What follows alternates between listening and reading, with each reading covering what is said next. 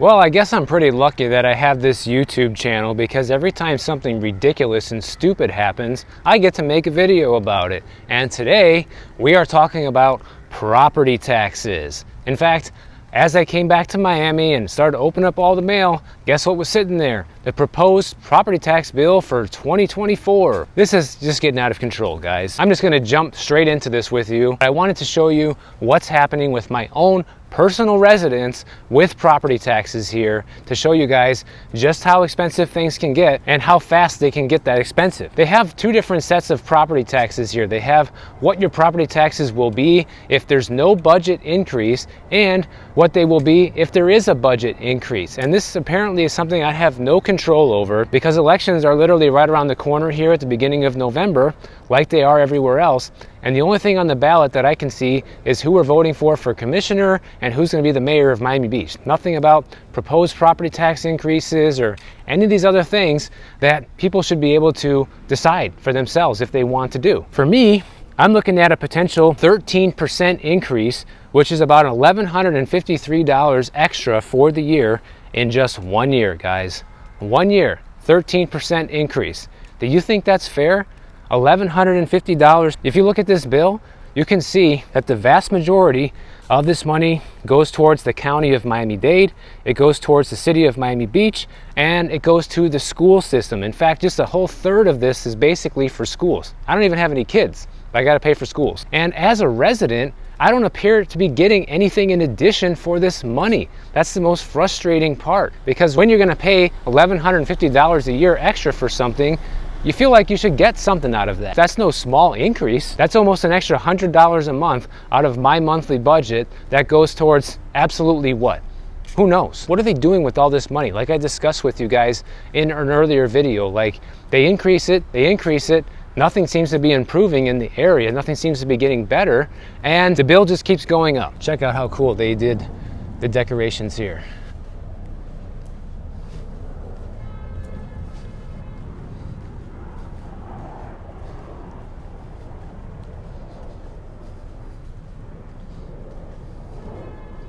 And you know, when I look at this property tax bill, all of the agreed upon debt payments that we already have, like the county debt, the school debt, and the city debt, a lot of this stuff are things that we did vote on to have. And as you can see, those debt payments seem to be fixed for now, at least even if the budget increase goes up for me. And that's a very small percentage of the property tax bill.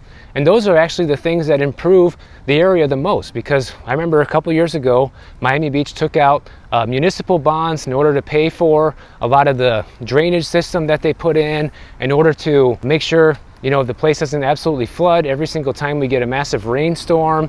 And they use it to elevate the roads, different things like that we really needed to have done and got voted and approved to happen. But that's a small percentage of this bill. So where does the rest of this money go? Once again, guys, why do I have to pay this? Why do any of us have to pay it? And why does it keep going up, more importantly, when we're not getting anything extra for our money? Just because you say my property is worth more this year, just because you guys need more money into your coffers and to pad your pockets. That's how I look at it. It seems like highway robbery. And I just wish that enough people could get on board. Like everybody in this town of Coral Gables, I'm doing the second video here for you guys like I promised. If everybody in the town of Coral Gables decided, you know what, we're not gonna pay our property tax bill, imagine how fast that would bring the local government to their knees. But it would have to be everybody, okay? Or basically everybody, in order to have a significant impact. It can't just be one person or one street. It's not gonna hit the same way. And guess what? This doesn't even include the extra that I might have to pay when it comes to the HOA, okay? Because we don't have our new HOA payments done yet. We don't know exactly what the budget's gonna be. We'll know soon. And of course, I'll share that info with you guys also. And so there's an extra expense that I'm gonna be facing next year as well. These are the type of things I'm always warning people about on the channel to just pay attention to, because this really does happen to people. It's happening to me in my own personal life, and I'm sure it's happening to many of you out there. And it's kind of one of the big warnings I just have for people who are buying a home today. because a lot of people just don't understand how much of these expenses they're going to have to pay, how much it can potentially go up. A 13% increase on anything, no matter what type of bill it is a big increase year over year, guys. And imagine what else goes up when the HOA goes up, when the insurance goes up, when who knows what else goes up. And this right here, this whole situation would be one of my biggest obstacles, you could say, for actually moving to California. No, I enjoyed spending my summer out there, but moving there would be like this whole situation, but on steroids all the time, because the amount of taxes and fees they have for everything over there has just gotten completely out of control, you know? Not only would you have this property tax bill right here that continues to go up every year, you would also have your income tax bill that will likely increase every year because so many people are leaving. You have the gas tax going up every single year, the cost of living in general going up every single year. You have sales taxes that go up, and all the different types of taxes that they hit you with over there. And it's kind of hard to stomach that, guys. Like, that's literally my biggest obstacle to becoming a California resident, is just the sheer amount of money I would have to pay every year just to live there in taxes, okay? Which is money that disappears forever, that I'll never see again, and does nothing to improve my quality of life. So maybe if I can overcome the mental hurdle of that, I might see myself out there. But until I can, I just don't know. Because at least, yeah, I'm complaining about this property tax bill, but that's about as bad as it gets for me here in Florida. I don't have a state income tax bill. The sales tax is still the same as it's been basically since I've moved here. The gas prices, or the tax on gas here, is also far lower than it is over there. And so even though I prefer the weather in California, I definitely prefer the financial situation here in Florida far more. But when I see these levels of increases, I'm thinking like, okay, well, I can pay for this even though I don't want to. But how many of my neighbors can't? How many of the people that live around me that are on fixed incomes or elderly or retired? Because believe it or not, there's a lot of them here in Miami, guys. People think that Miami is all young people, but it isn't. Even in my building, I'll bet you 60 or 70% of the residents are over 50, okay? I'm one of the young ones there, but a lot of people aren't. Now, some of them still work, obviously, and they can probably afford the increase, but what about the ones who don't? People that are already living paycheck to paycheck, like we talked about in yesterday's video, how can they afford to have their property taxes go up by 13% year over year? Most people don't get a 13% raise. In fact, the most recent wage growth numbers say that people are only making like 5.8% more money than they were a year ago. So how does this all pencil out? When you have the things that are most important to us with inflation, when it comes to the cost of food and energy and transportation, running well above wage growth, and then throw in all these expenses related to housing, how do people keep up with it, guys? I don't really know. Tell me how you do it. But another thing we need to get into is the most recent housing report from the National Association of Realtors just came out. Basically what it revealed is that existing home sales fell an additional 2% month over month from August through September.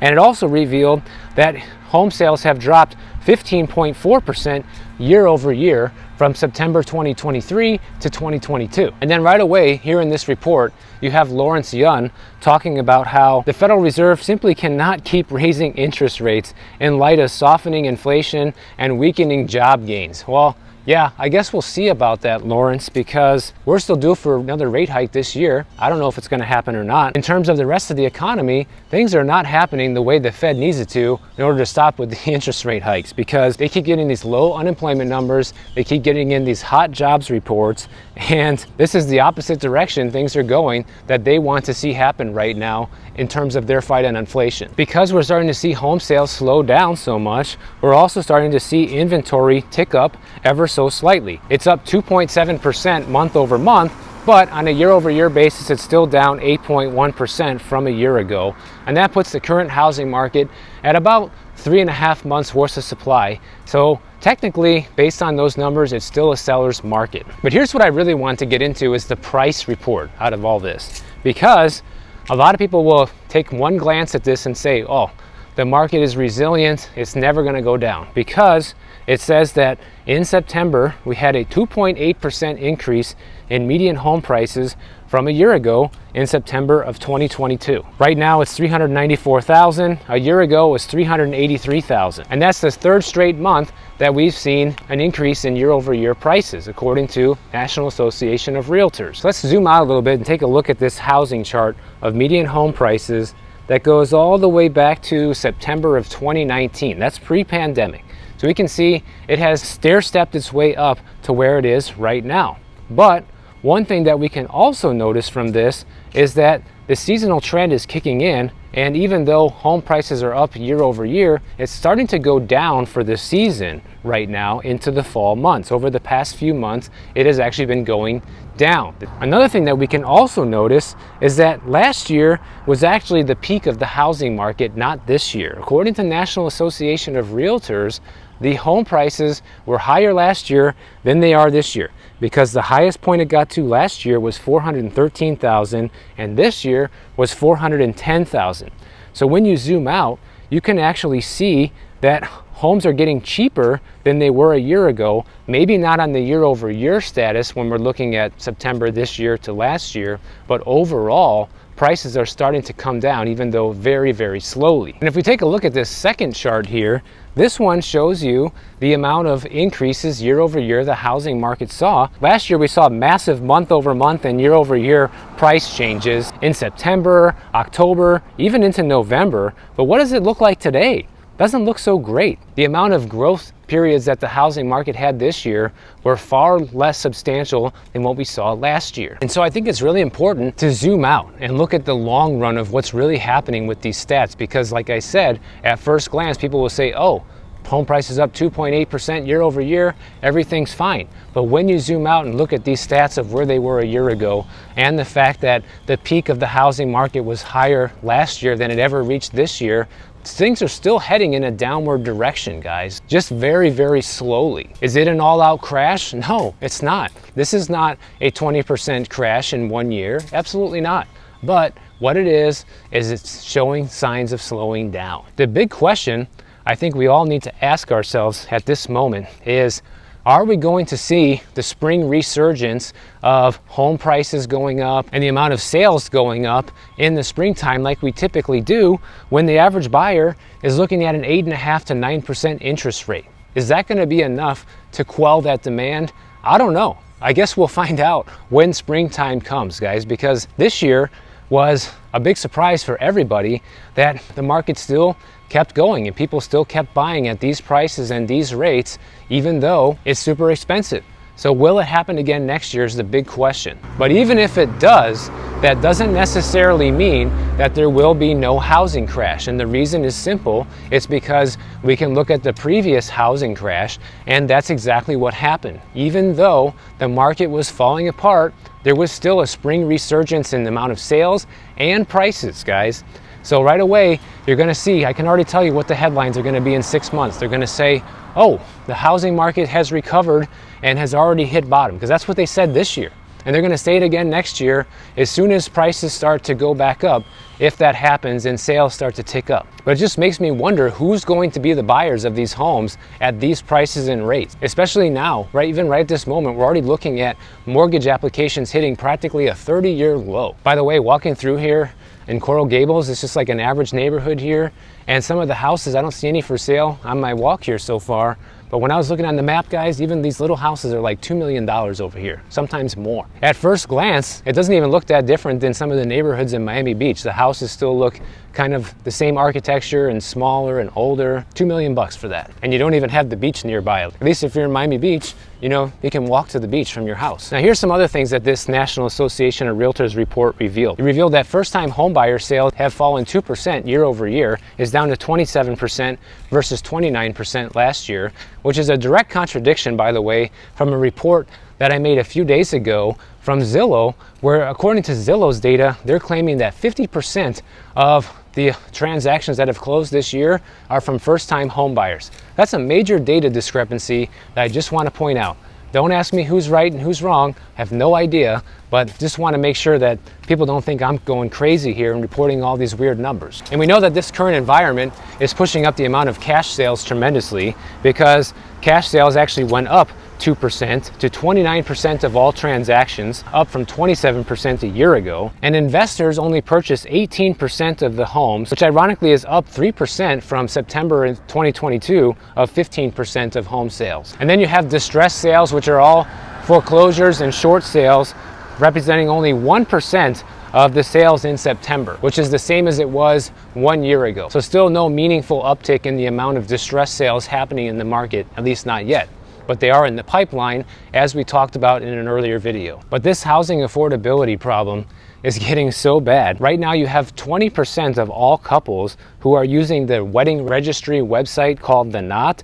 They're including a home fund on their wedding registry now for people to contribute towards the down payment of their first home. And according to this data, that number has increased 55% since 2018. So more people than ever basically are asking for money towards their down payment and asking for help to buy a home when they get married. Now, here's the thing, guys. The average wedding costs about 20 grand in most cases, if not more.